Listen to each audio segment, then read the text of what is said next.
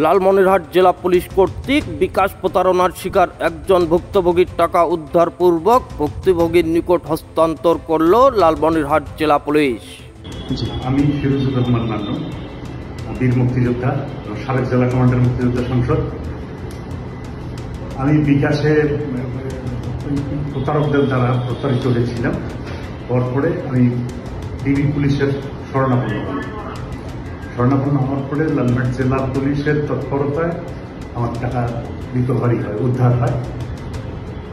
এজন্য আমি DB police এবং জেলা পুলিশকে আমার পক্ষ থেকে, আমার পরিবারের পক্ষ থেকে আমি ধন্যবাদ জানাচ্ছি এবং আপনারা আরো ভালো সেবা দিতে পারবেন এই আশাবাদ ব্যক্ত করে আমি সবার মঙ্গল কামনা করে আমার AI রাজীব, খবর লালমনিরহাট।